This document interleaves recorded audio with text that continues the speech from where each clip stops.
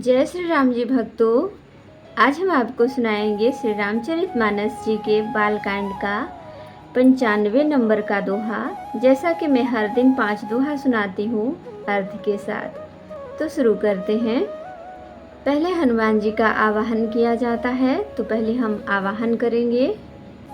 हम आरंभी हरे कथा, तुम निर्वाहन आए सुआसन लीजिए, सुनहु वीर हनुमान। सियावर रामचंद्र की जय, बोलो बजरंग बली की जय, बोलो सब देवी देवों की जय। समुझ महेश समाज सब, जननी जनक मुस्काई। बाल बुझाए विविध विधि, निडर हूँ डरु नाही। विश्व भरण पोषण कर जोई, ताकर नाम भरत यस होई। लय अगवान बरात ही आए, दिए सब ही जनवास सुहाए। मैना शुभ आरती सवारी, संग सुमंगल गावही नारी। कंचन थार सोह बर पानी, परिछन चली हरहि हरसानी। बिकट बेस रुद्र ही जब देखा, अवलन उर भयो बिसेखा। भागी भवन पैठी अति त्रासा, गए महेश जहाँ जनवासा। मैना हृदय भयो दुख भारी, लीन्ही बोली गिरीश कुमारी। जहि विधि तुम्हि रूप यस दीन्हा, तेहि जड़ बर बाउर कस कीन्हा। कस कीन्ह बरु बौराह, विधि जहि तुम्हि सुंदरता दई। जो फल चाहिए सुर तरुहि, सो बर बस बबूरहि लागई। तुम सहित गिरिते गिरौ, पावक जरौ जल निधि महु परौ। घर जाऊँ अब जस हो, जग जीवत विवाह नहु करौ। विश्व भरण पोषण कर जोई, ताकर नाम भरत यस होई। भई विकल अबला सकल, दुखित देखि गिरनार। सिया राम करि बिलाप रोदति बदति, सुता स्नेह सभार। विश्व भरण पोषण कर जोई, ताकर नाम भरत यस होई। नारद कर मैं काह बिगारा, भवन मोर जिन्ह बसत उजारा। अस उपदेश उमहि जिन्ह दीन्हा, बोरे बरहि लागे तपु कीन्हा। साचे हूँ उनके मोहन माया, उदासीन धनु धाम न जाया। पर घर घालक लाज न भीरा, बाँझ की जान प्रसव कै पीरा। जननी बिकल बिलो की भवानी, बोली जुत विवेक मृदुबानी। अस विचार सोचति मही माता, सो न टरै जो रचै विधाता। करम लिखा जो बाउर नाहू, तो कत दोष लगाई काहू। तुम सन मिटहि की विधि के अंका, मातु व्यर्थ जनि लेहु कलंका। जनि लेहु मातु कलंक, करुणा परिहरहु अवसर नहीं। दुख सुख जो लिखा लीलार हमरे, जाब जहाँ पाउब तहीं। सुनी उमा बचन विनीत कोमल, सकल अबला सोचहि। बहु भांति विधि लगाई, दूषण नयन बार विमोचहि। विश्व भरण पोषण कर जोई, ताकर नाम भरत यस होई। तेहि अवसर नारद सहित, अरु ऋषि सप्त समेत। समाचार सुनुहिन गिरि, तवने तुरत निकेत। विश्व भरण पोषण कर जोई, ताकर नाम भरत यस होई। तब नारद सबहि समुझावा, पूर्व कथा प्रसंग सुनावा। मैना सत्य सुनहु मम बानी, जगदम्बा तब सुता भवानी। अजा अनादि शक्ति अविनाशिनी, सदा शंभु अर्धंग निवासिनी।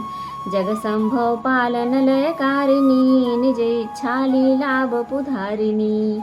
जन्मी प्रथम दक्ष ग्रह जाई, नाम सती सुंदर तन पाई। तहु सती शंकर ही विवाही, कथा प्रसिद्ध सकल जग माही।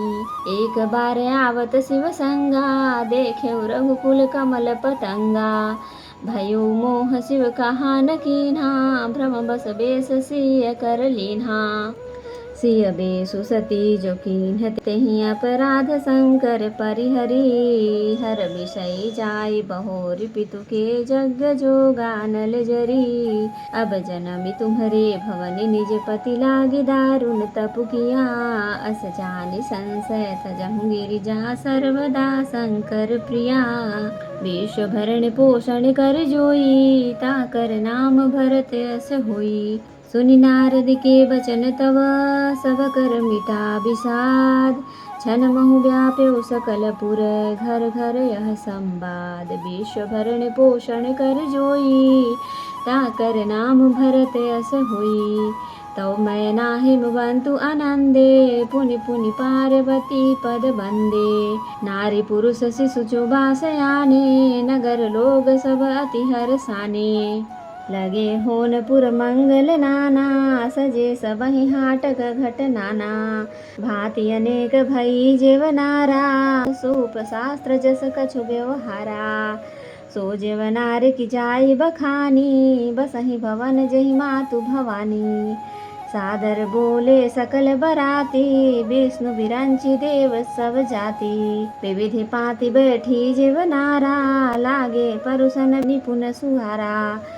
नारी वृंद सुर जेवत जानी लगी देन गारी मृदुबानी। गारी मधुर स्वर देहि सुंदरी व्यंग्य वचन सुनावही। भोजन करहि सुर अति विलंब विनोद सुनि सचु पावही। जेवत जो बढ़्यो आनंद सो मुख टिन्हन परै कह्यो।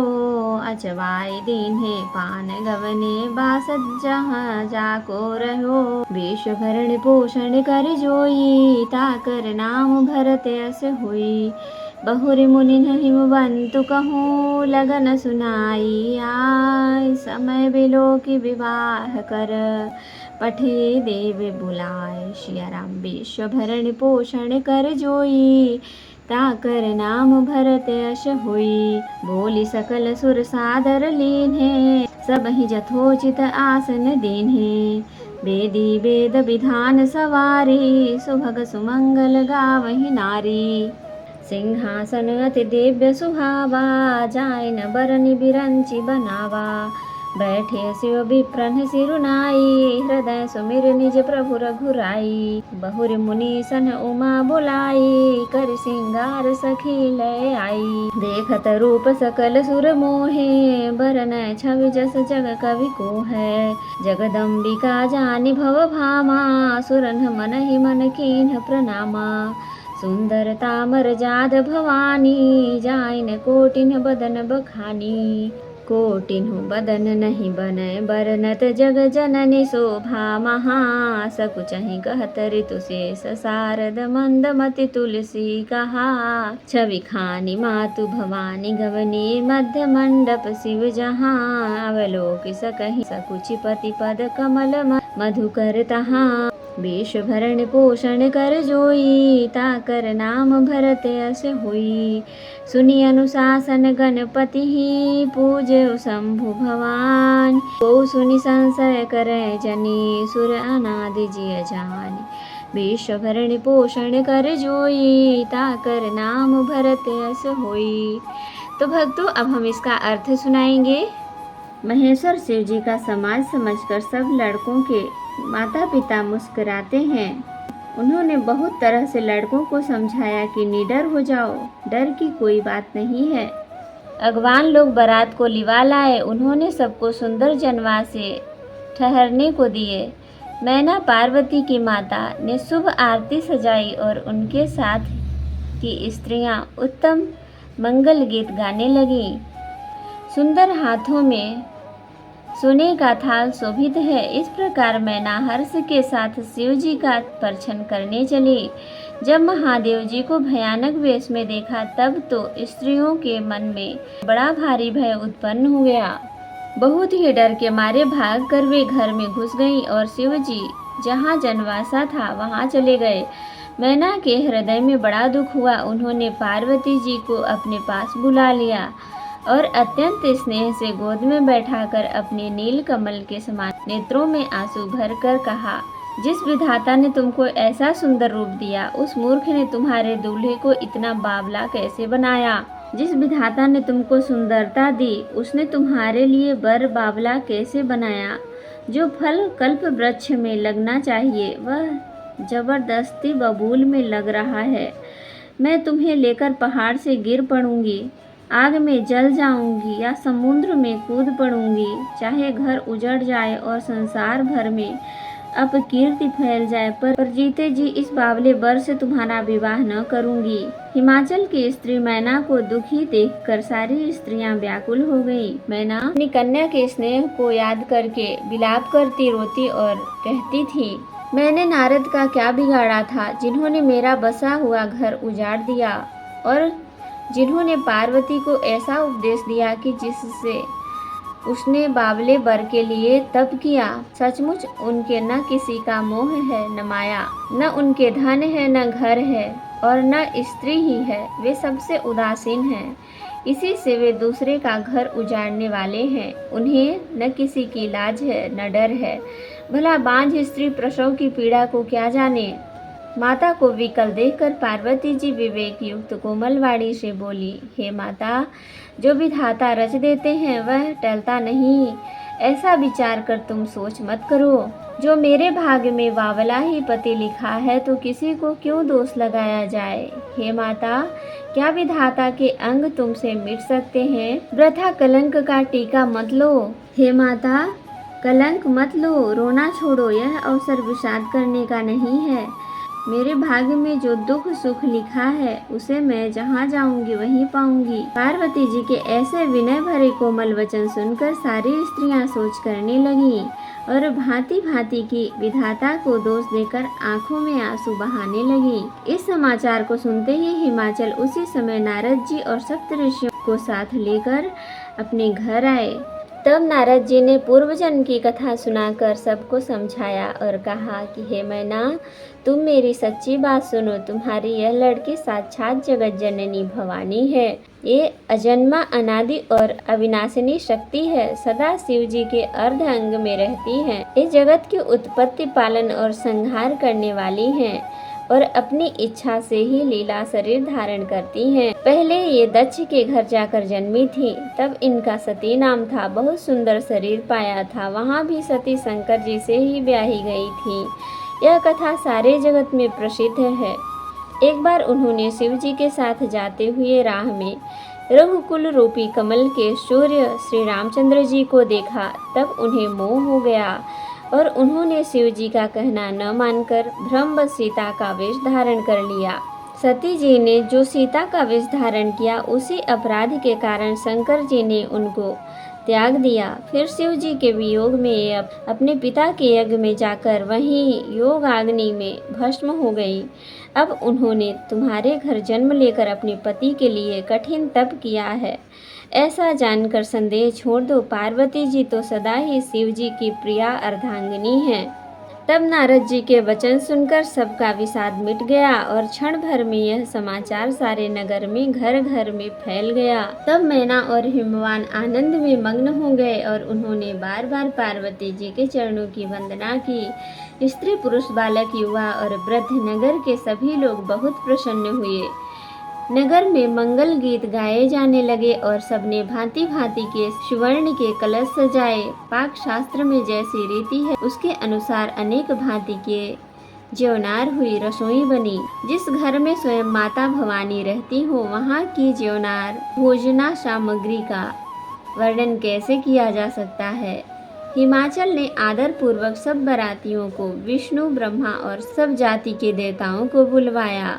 भोजन करने वालों की बहुत सी पंक्तियां बैठी चतुर रसोई परोसने लगे। स्त्रियों की मंडलियां देवताओं को भोजन कर जानकर कोमल वाणी से गालियां देने लगी। सब सुंदरी स्त्रियां मीठे स्वर में गालियां देने लगी और व्यंग भरे वचन सुनाने लगी। देवगण विनोद सुनकर बहुत सुख अनुभव करते हैं, इसलिए भोजन करने में बड़ी देर लगा रहे हैं। भोजन के समय जो आनंद बढ़ा वह करोड़ों मुँह से भी नहीं कहा जा सकता।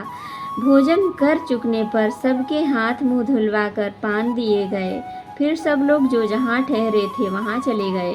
फिर मुनियों लौटकर हिमवान को लग्न पत्रिका सुनाई और विवाह का समय देखकर देवताओं को बुला भेजा। सब देवताओं को आदर सहित बुलवा लिया और सबको यथायोग्य आसन दिए। वेद की रीति वेदी सजाई गई और स्त्रियां सुंदर श्रेष्ठ मंगल गीत गाने लगी। वेदिका पर एक अत्यंत सुंदर दिव्य सिंहासन था, जिस पर की सुंदरता का वर्णन नहीं किया जा सकता, क्योंकि वह स्वयं ब्रह्मा जी का बनाया हुआ था। ब्राह्मणों को सिर नवाकर और हृदय में अपने स्वामी श्री रघुनाथ जी का स्मरण करके शिव जी उस सिंहासन पर बैठ गए। फिर मुनीश्वरों ने पार्वती जी को बुलाया। सखियां श्रृंगार करके उन्हें ले आईं। पार्वती जी के रूप को देखते ही सब देवता मोहित हो गए। संसार में ऐसा कवि कौन है जो उस सुंदरता का वर्णन कर सके। पार्वती जी को जगदम्बा और शिव जी की पत्नी समझकर देवताओं ने मन ही मन प्रणाम किया। भवानी जी सुंदरता की सीमा है, करोड़ों मुखों से भी उनकी शोभा नहीं कही जा सकती। जगत जननी पार्वती जी की महान शोभा का वर्णन करोड़ों मुखों से भी करते नहीं बनता। वेद शेष जी और सरस्वती जी तक उसे कहते हुए सकुचा जाते हैं, तब मंद बुद्धि तुलसी किस गिनती में है।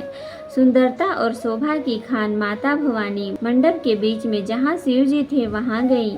वे संकोच के मारे पति शिव जी के चरण कमलों को देख नहीं सकती, परंतु उनका मन रूपी भंवरा तो वही रसपान कर रहा था। मुनियों की आज्ञा से शिवजी और पार्वती जी ने गणेश जी का पूजन किया। मन में देवताओं को अनादि समझकर कोई इस बात को सुनकर शंका न करे कि गणेश जी शिव पार्वती की संतान हैं। अभी विवाह से पूर्व ही वे कहाँ से आ गए।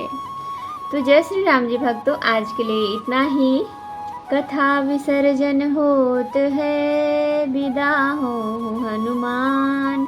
राम लखन सीता सहित सदा करहु कल्याण। कहूँ दंडवत प्रभु सना, तुमहि कहो कर जोर। बार बार रघुनाथ कहीं, सुरत करायहु मोर। नाथ एक वर मांगेऊ, सोई कृपा कर देहु। जन्म जन्म प्रभु पद कमल, कबहु घटै जननी। सियावर रामचंद्र की जय, बोलो सब देवी देवों की जय। तो भक्तों, अगर वीडियो पसंद आई हो तो लाइक शेयर कमेंट जरूर करें और पूरी वीडियो देखें और सब्सक्राइब भी कर लें, ताकि मेरी हर वीडियो आपको आसानी से मिल सके। देखने के लिए धन्यवाद।